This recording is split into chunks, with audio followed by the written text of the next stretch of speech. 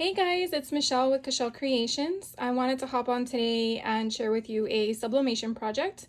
I haven't done one in quite some time, and I am working on a swap gift that I'm doing for an upcoming retreat and wanted to just hop on and do a quick video. In case you're interested in this, I do have a playlist on my channel of sublimated related products and substrates that you can use for sublimation, which is basically a gas option. It's a type of ink that adheres to products that are polyester coated in a gas form. So it's pretty interesting in my opinion. Kind of took me down a rabbit hole a few years ago, and I just keep playing around with it. So this one, we're just going to do a quick shirt. So you definitely need a polyester count shirt that's a minimum of 65%. The higher the polyester count, the more vivid of the imagery is on your shirt. So just keep that in mind. If you do sublimation on anything that is less than 65%, you may think that it works until you wash it and then all of the ink comes off or is faded. That is because you didn't have a high enough polyester count. So just a few things to note that. You do need to use sublimation ink. This is not a normal ink type of product to use. And you will have, sublimation paper that you need to use, a certain sublimation printer, all the tools that do cost money. So you definitely want to think about your investment if you're interested. I do recommend to get a lint roller. You will need heat resistant tape. Do not use any other type of tape but heat resistant, because you are going to heat up the image with your substrate at a 400-degree temperature. So it is very hot, like an oven. So you definitely want to make sure that you are doing the shirt where you're removing the tape and the tape is not attached to your shirt. I mean, that's important. The other thing you're going to need is what I refer to as butcher paper. They come, in my opinion, on a roll. I know you can buy them in sheets. I just buy it on a roll. I think it's the cheapest form, but it's like wrapping meat in it, in my opinion.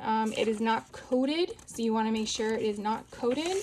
And I use two sheets for each image that I adhere. One is to be between your garment to not allow the imagery to go to the other side. And then one is to be on top in between your image and your heat element.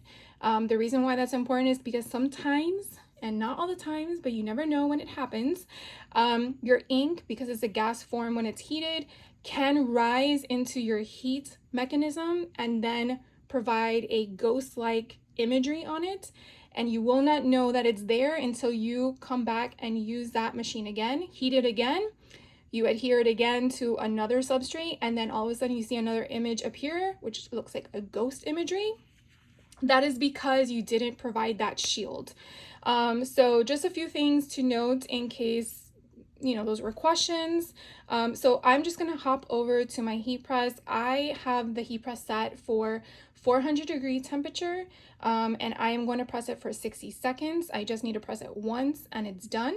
But before you do press the imagery, you do want to, you want to get the moisture out of your substrate, your shirt. So I am going to press it for like 5 to 10 seconds. Then I'm going to adhere, or not adhere, place my image where I need it to go. As you can see here, it is backwards because when I flip it over, it will be right. And you can kind of see the imagery coming through the back of this, so you can kind of guide where I'm going to place it. So let's hop over and I'll give you some more information over there as well. So give me 1 second. All right, so we're over at the heat press. Mine does glide out. I find that to be very nice when you don't want to get your hands burned by the product. So I am going to put the shirt down on here. I kind of feather it out. I don't put the collar on top of the heat press, mainly because I'm not going to be pressing on top of here. So this creates a thickness, and therefore it's going to provide a different level of adhesion when we get to the actual imagery. So I'm only focused on this area that we're going to press. So I'm basically just placing the shirt in a square-like format, sliding that up, again, pressing it for a few seconds. You definitely want to make sure that you have the right thickness of the placement of it. The next thing I'm going to do, which I probably should have done before, was take the lint roller and kind of take off all the lint. Something to know when working with white or light colored garments, if for some reason you see these little tiny blue specks on your garment, it's because you had lint, and when you're pressing the item at a 400-degree temperature for 60 seconds, those lint elements are going to turn blue. It's crazy science. I don't understand it, but I just want to kind of let you know that because it's happened to me a couple of times and I was like kind of perplexed, and I wanted to share that with you. The next thing that I do is I actually take a ruler for my shirt and kind of gauge where I want this to be placed. And then the next thing I'm going to do is I actually do 3 to 4 fingers distance from the edge, the bottom edge of the collar, and that's kind of where I place my imagery. So everyone is different. There's no right or wrong way. It just depends on how you like the viewing of it. So I know that there's already a finger gap there. So what I'm going to kind of do, again, go there and kind of like place it where I want it to be. Then I'm going to use my pre-cut tape, if I can do this right. It's been a while. And I'm just going to place it down in 4 corners. Make sure you take off your t-shirt elements if you're using one. I have seen people that forget that it's there and it melts into the shirt. Not a fun experience. I don't rely on that. I actually will lift this up and eyeball it to make sure that it is centered, because, you know, I hate crooked shirts. I don't know if it's just the person I am or what, but I would hate to receive a crooked shirt. So I just lift it up. It might be placed centered with that ruler, but to me sometimes it's never always perfectly straight. So I found that I have it where I want it to be, and now I'm going to put the 4th marker at the bottom. Now before I press it, remember I mentioned we need to have a barrier in between the top and the bottom, because if we don't, this image is actually going to go all the way through, and we don't want that. So I have this one that we're going to put in between, and so by having everything taped where we want it to go, this helps me when I slide this paper in, and I don't know of any other easier way to do this. So I am basically just gonna slide and jimmy it through, making sure, and I can kind of see that it's all the way around. I'm also going to flatten it down to make sure there's no ripples or bubbles underneath the paper that I put. And now I'm going to take my second sheet, place it on top, and I kind of want to always have this paper to be larger than the image, because again, I don't want any of those ink gases to go on top of my platen and then leave that image there, because if that happens, then you have to clean it, and that's not a fun thing to do.